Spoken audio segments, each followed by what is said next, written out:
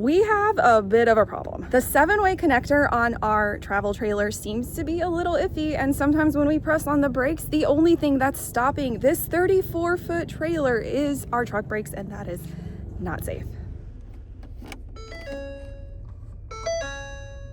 Thankfully, I picked up this new connector from AutoZone for about 20 bucks, and hopefully it should be a quick fix because we gotta get back on the road. Thankfully, everything else seems to be working, including our brake lights, turn signals, our backup camera, so that leads me to believe that it's just a short in the cable. We'll see.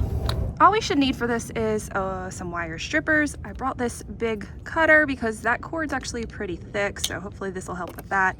We're just gonna need a little screwdriver, our new plug, and a little electric tape is optional. We're gonna start by actually disconnecting from our battery for safety reasons. And if you haven't checked out our review video on our Roadside battery, you should definitely check it out because we have had 0 issues with dead batteries since we installed this thing. All right, it's a big cut. Whew. Officially stranded now. We ain't going nowhere. This particular kit comes with this bumper, which you can cut to size, and I'm pretty sure we're gonna have to cut it all the way up to fit our cord. So, woo.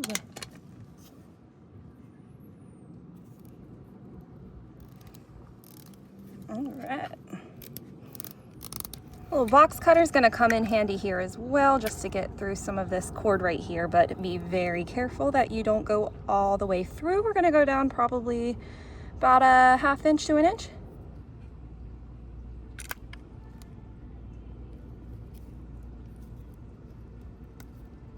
Now we'll strip each of these wires separately. Looks like a fun party hat. This is our new 7-way plug, which if you notice, it does look a little bit different than our old one, which I've already checked. It does fit in the truck plug, so hopefully it'll still work. We're gonna take this screw out here. We'll pull out this plug, and this is where we're gonna be attaching all of our wires. Now this one is super convenient because it comes with a screw-on kind, so that's where we're gonna screw our exposed wire into. But first, you want to insert your wire through here. So in order to do that, we're going to go ahead and unscrew this. And this particular one just comes apart. This looks like it should be able to be easily screwed on later. Attaching this one is a little tricky. If you can't see, it has this metal piece that goes directly in the middle. So that's making it pretty tough.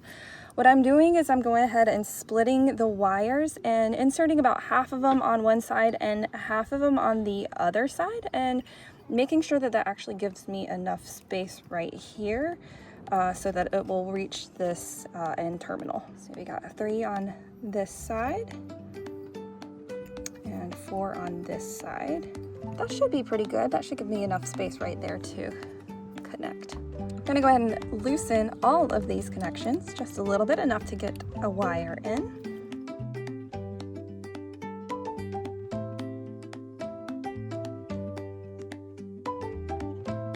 Now you're gonna wanna look at the diagram that comes with it.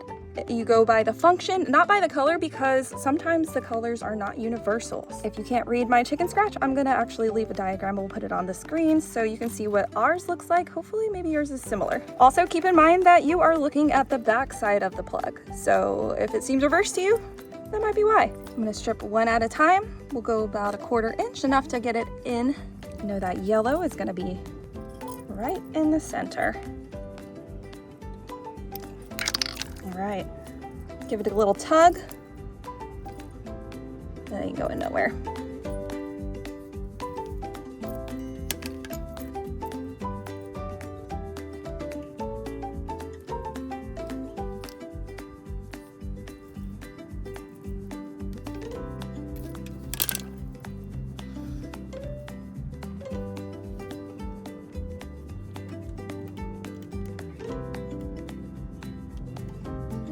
I'm not gonna lie, that was really difficult with very minimal space to work with these wires. We're gonna put some terminal grease on now to prevent corrosion, and that's gonna go on all the electrical connections, both on the inside of the plug and also this side.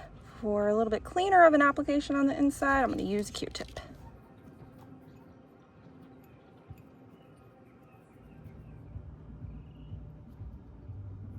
With all of the wires now attached, we have this little piece here that's going to fit into this notch. And we'll go ahead and screw our screw in. This is the tricky part. So we're going to have to guide our wires above and below where this is going to fit and where the screw is going to go through. So start on this side, go ahead and get our bumper up. After a lot of maneuvering, got the flange in here, got this over here. Oh my gosh, don't come apart. And we're gonna go ahead and screw it in. And for good measure, and because I had to cut this up a little bit higher just to access the wires, we're gonna go ahead and put some electrical tape down a little bit further on the cord.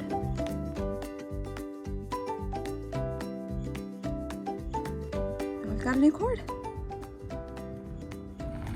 Let's back her up and give it a try.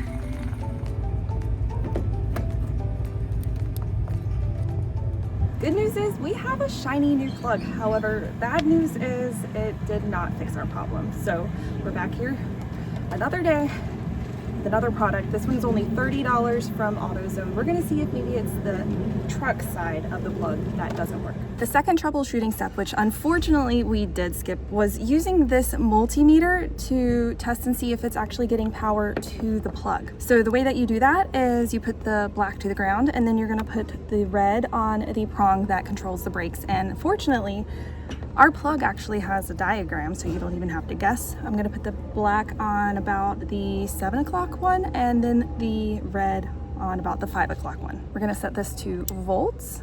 And once you have them touching the appropriate positions, you're gonna have somebody else actually squeeze on the trailer brakes inside of the truck. Make sure it doesn't need to be on, but at least the battery needs to be on. So you do need a second person to test this. Once they squeeze on the trailer brakes, you should see the voltage on your multimeter shoot up, and that's how you know that it's actually getting power. However, in our case, it did not. So that is our issue. I figured it could be one or the other, and I incorrectly figured that it would be easier to swap out that plug, and it still turned out to not be the issue, so we're gonna fix this today.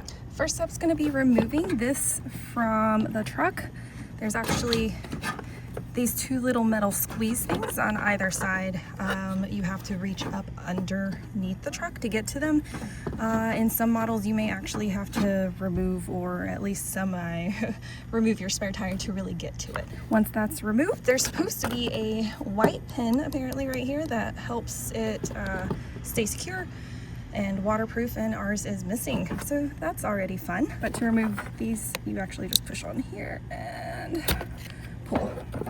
And that's super dusty. Don't know if you saw that dust come out, so that's not a great sign. It doesn't actually look super corroded. Well, it's hard to tell, but some of the white stuff is some like dielectric grease or something to that effect. And so that's meant to be there.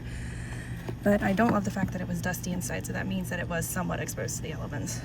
Let's see what this one looks like. Not too bad. Now that we've removed this, before we just replace it and hope for the best, I'm gonna make sure that the harness is getting power by testing it in a similar way with a multimeter and seeing if the voltage jumps up when we press on the trailer brakes. So good news, that did work. That means that this is a pretty simple fix, thank goodness. So I'm gonna go grab the new piece and we'll see how quickly we can put it on. I think it's supposed to be pretty easy. This is the replacement piece that we got. It's the same brand as the plug that we replaced yesterday. So we're gonna give it a shot. Cleaned it out real good. Kit comes with some terminal grease that we're gonna put on all electrical parts. It just helps prevent corrosion. We'll put it there, here, and in here.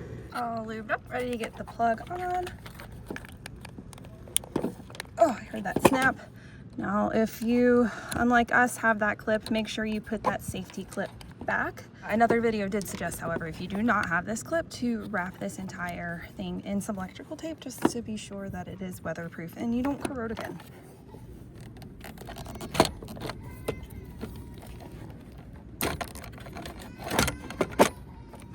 All right, looks secure. Push her back in.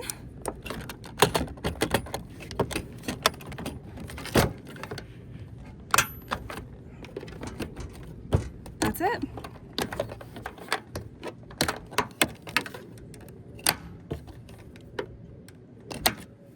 All right, now let's try her out. Go ahead and pull on the brake. Yep.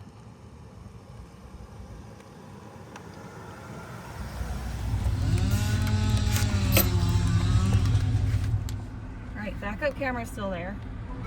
Trailer connected.